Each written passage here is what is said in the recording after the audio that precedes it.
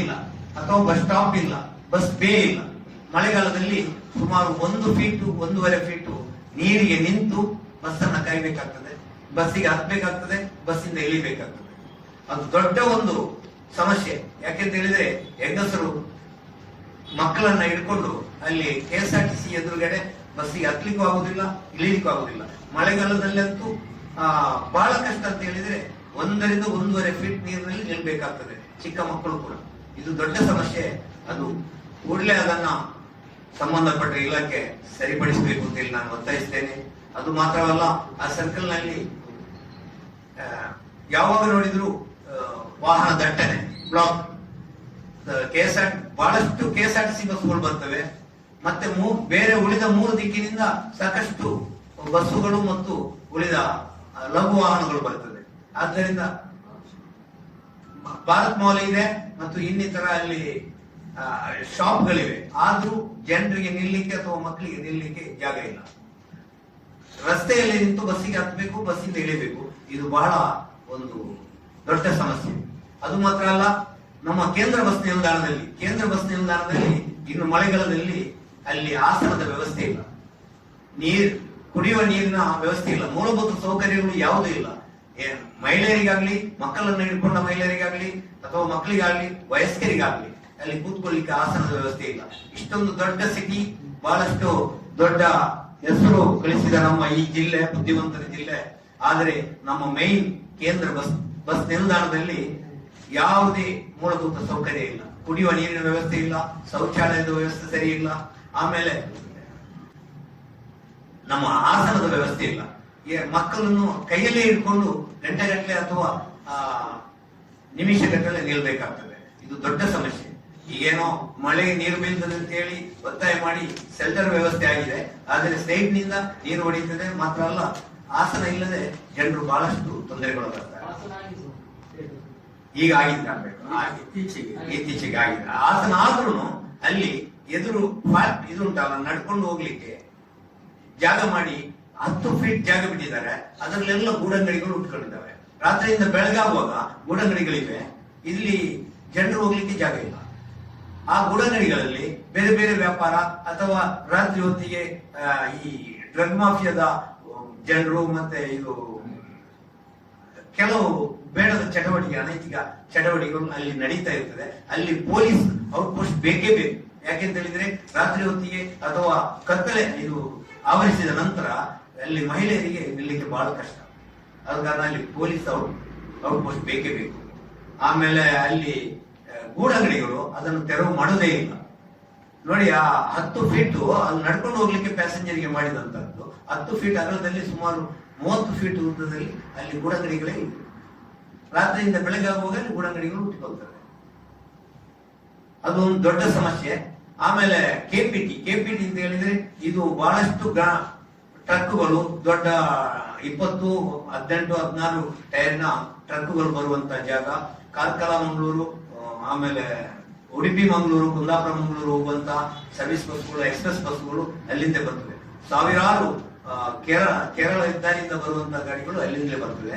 ಆದ್ರೆ ಯಾವತ್ತಿನಿಂದಲೂ ಅಲ್ಲಿ ಬ್ಲಾಕ್. ಅವಸರದಲ್ಲಿ ಯಾರಾದ್ರೂ ಹೋಗ್ಬೇಕಿದ್ರೆ ಅಲ್ಲಿಂದ ಹೋಗ್ಲಿಕ್ಕೆ ಆಗುದಿಲ್ಲ. ಅಲ್ಲಿ ಏರ್ಪೋರ್ಟ್ ರೋಡಿಗೆ, ಏರ್ಪೋರ್ಟ್ ನಿಂದ ಬರುವ ಗಾಡಿಗಳಿಗೂ ಹೋಗ್ಲಿಕ್ಕೆ ಆಗುದಿಲ್ಲ. ಅಲ್ಲಿ ಒಂದು ಸರಿಯಾದ ಒಂದು ವ್ಯವಸ್ಥೆಯನ್ನ ಮಾಡ್ಬೇಕಾಗ್ತದೆ. ಯಾಕೆಂತ ಹೇಳಿದ್ರೆ ನಮ್ಮ ಇಲ್ಲಿ ಕೂಡ ಹಾಗೆ ನಂತೂರು, ಇದು ನಮ್ಮ ಜಿಲ್ಲೆಯ ಇತಿಹಾಸದಲ್ಲಿ ಬ್ಲಾಕ್ ಆಗುವಂತ ಒಂದು ದೊಡ್ಡ, ಇದು ಎಷ್ಟು ವರ್ಷದಿಂದಲೂ ಬ್ಲಾಕ್ ಆಗ್ತಾ ಉಂಟು. ನಿರಂತರವಾಗಿ ಅಪಘಾತ ಆಗ್ತಾ ಉಂಟು. 2 ವೀಲರ್ಗಳು ಯಾವಾಗಲೂ ನೋಡಿದ್ರು ಅಲ್ಲಿ ಅಪಘಾತನೇ. ಮಾತ್ರವಲ್ಲ, ಅದು ಇಳಿಜಾರು ಮತ್ತು ಹತ್ತುವಂತ ಒಂದು ಇದು ರಸ್ತೆ. ಆದ ಕಾರಣ ಅಲ್ಲಿ ಫ್ರೀ ಲೆಫ್ಟ್, ಅಲ್ಲಿಂದ ನಮ್ಮ ಪದ್ವ ಕಡೆ ಹೋಗುವಾಗ ಅಲ್ಲಿ ಫ್ರೀ ಲೆಫ್ಟ್ ಬೇಕು, ನಮ್ಮ ಕದ್ರಿ ಕಡೆಯಿಂದ ಬರುವಾಗ. ಅದು ಫ್ರೀ ಲೆಫ್ಟ್ ಇಲ್ಲ ಅಂತಾದ್ರೆ ಯಾವಾಗ್ಲೂ ಅಲ್ಲಿ ಬ್ಲಾಕ್ ಇದೆ. ಆಮೇಲೆ ನಮ್ಮ ಎಲ್ಲ ಸಿಟಿ ಬಸ್ಸುಗಳು ಸಮಯಕ್ಕೆ ಮಂಗಳದೇವಿ ಕಡೆ ಮುಟ್ಲಿಕ್ಕೆ ಆಗುದಿಲ್ಲ. ಪ್ಯಾಸೆಂಜರ್ಗಳನ್ನ ಅಥವಾ ವಿದ್ಯಾರ್ಥಿಗಳನ್ನ ಸಮಯಕ್ಕೆ ಸರಿಯಾಗಿ ಮುಟ್ಟಿಸಲಿಕ್ಕೆ ಆಗುದಿಲ್ಲ. ಇದೆಲ್ಲ ಈ ಬ್ಲಾಕ್ ನಿಂದ ಆಗ್ತದೆ. ಆಮೇಲೆ ಪದದಲ್ಲೂ ಇದೇ ಪ್ರಾಬ್ಲಮ್. ಅಲ್ಲಿ ಕೂಡ ಒಂದು ಸರಿಯಾದ ಪೊಲೀಸ್ ವ್ಯವಸ್ಥೆ ಬೇಕು. ಅಲ್ಲಿ ಇರುವುದು ಈಗ ಇವರು ಮಿಲಿಟರಿ ರಿಟೈರ್ಡ್ ಒಬ್ರು ನಿಂತಿರ್ತಾರೆ, ಹೋಮ್ ಗಾರ್ಡ್ ನಿಂತಿರ್ತಾರೆ. ಅಲ್ಲಿ ಸರಿಯಾದ ಪೊಲೀಸ್ ವ್ಯವಸ್ಥೆ ಬೇಕು. ಈ ಒಂದು ಪದುವ, KSRTC, KPT, ನಂತು ಈ ಇಷ್ಟು ವ್ಯವಸ್ಥೆ ಸರಿಯಾಗದಿದ್ದರೆ ಯಾವತ್ತೂ ಜನರಿಗೆ ಅವಸರದಲ್ಲಿ ಮುಟ್ಲಿಕ್ಕೆ ಆಗೋದಿಲ್ಲ. ಆಮೇಲೆ ಆಸ್ಪತ್ರೆಗೆ ಹೋಗುವಂತವರು, ಶಾಲೆಗೆ ಹೋಗುವಂತವರು, ಎಕ್ಸಾಮಿಗೆ ಹೋಗುವಂತವರು, ಆಂಬ್ಯುಲೆನ್ಸ್ ಇತ್ಯಾದಿಗಳಿಗೆ ಬಹಳ ಕಷ್ಟ ಆಗ್ತದೆ. ಅದು ಮಾತ್ರ ಅಲ್ಲ, ಈಗ ನಾವು ಮುಖ್ಯವಾಗಿ ಇದು ನಮ್ಮ ಅಂಬೇಡ್ಕರ್ ಸರ್ಕಲ್ ನಿಂದ ಕರಾವಳಿ ಸರ್ಕಲ್ ವರೆಗೆ ಅಲ್ಲಿ ಎರಡೂ ಕಡೆ ಪಾರ್ಕಿಂಗ್. ಅಲ್ಲಿಂದ ಅಂಬೇಡ್ಕರ್ ಸರ್ಕಲ್ ಇಂದ ಪುನಃ ಅಂಬಡ್ಕಟ್ಟೆವರೆಗೆ ಎರಡೂ ಕಡೆ ಪಾರ್ಕಿಂಗ್, ಎಲ್ಲ ಪಾರ್ಕಿಂಗ್ ಮಾಡಿ ಅಲ್ಲಿ ಬಹಳಷ್ಟು ವಾಹನ ದಟ್ಟಣೆಯಾಗಿ ಬ್ಲಾಕ್ ಆಗ್ತದೆ. ಇದು ಬೆಳಗಿನ ಪೀಕ್ ಅವರಲ್ಲಿ, ಸಾಯಂಕಾಲದ ಪೀಕ್ ಅವರ್ಗಳಲ್ಲಿ ಜನರಿಗೆ ಬಹಳ ತೊಂದರೆ ಆಗ್ತದೆ. ಇದು ಸರಿಯಾಗಬೇಕು. ಆಮೇಲೆ ನೀರಾವರಿಯವರು, ಕಾರ್ಪೊರೇಷನ್ ಅವರು, ಸ್ಮಾರ್ಟ್ ಸಿಟಿಯವರು ಮತ್ತು ನ್ಯಾಷನಲ್ ಹೈವೇ ಇವರ ಮಧ್ಯೆ ಹೊಂದಾಣಿಕೆ ಇಲ್ಲ.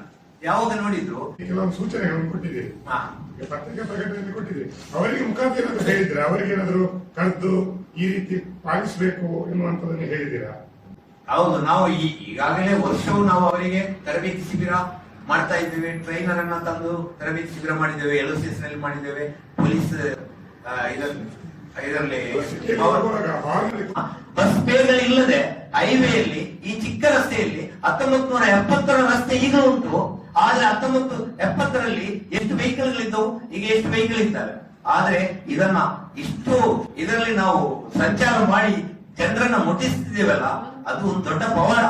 ಆದ್ರೆ ನೀವು ಹೇಳಿದ ಸೂಚನೆಯನ್ನ ಖಂಡಿತವಾಗಿಯೂ ನಾವು ಪಾಲನೆ ಮಾಡಲಿಕ್ಕೆ ಬದ್ಧರಾಗಿದ್ದೇವೆ. 1973ರಲ್ಲಿ ಒಳ್ಳೆ ಕಂಡಕ್ಟರ್ ಡ್ರೈವರ್ ಇದ್ರು, ಇದು ಲೈಸೆನ್ಸ್ ಇರುವಂತವ್ರು. ಈಗ ಎಷ್ಟು ಮಂದಿ ಇದೆ?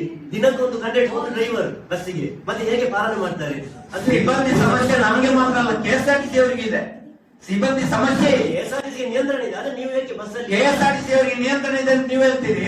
6 ಗಂಟೆಗೆ ಅವರು ಬಸ್ ನಿಲ್ಲಿಸ್ತಾರೆ, ಸಾಯಂಕಾಲ 6 ಗಂಟೆ. ನಾವು 10:30ವರೆಗೂ ರನ್ ಮಾಡ್ತೀವಿ. ಬೆಳಗ್ಗೆ 5 ಗಂಟೆಗೆ ಖಾಸಗಿ ಬಸ್ಗಳು ಸಂಚರಿಸ್ತವೆ. ಆದ್ರೆ ಅವರು 8 ಗಂಟೆ ನಂತರ ರಸ್ತೆಗೆ ಬರ್ತಾರೆ. ಅವರಿಗೆ ಟ್ಯಾಕ್ಸ್ ಎಕ್ಸಾಮ್ಷನ್ ಇದೆ ಉತ್ತರ ಕರ್ನಾಟಕದಲ್ಲಿ. ಅವರಿಗೆ ಅವರದೇ ಆದ ಟ್ಯಾಕ್ಸ್. ಹೇಗೆಂತ ಹೇಳಿದ್ರೆ, ಪರ್ ಪ್ಯಾಸೆಂಜರ್ ಹೋದ್ರ ಮೇಲೆ 3% ಇಲ್ಲ.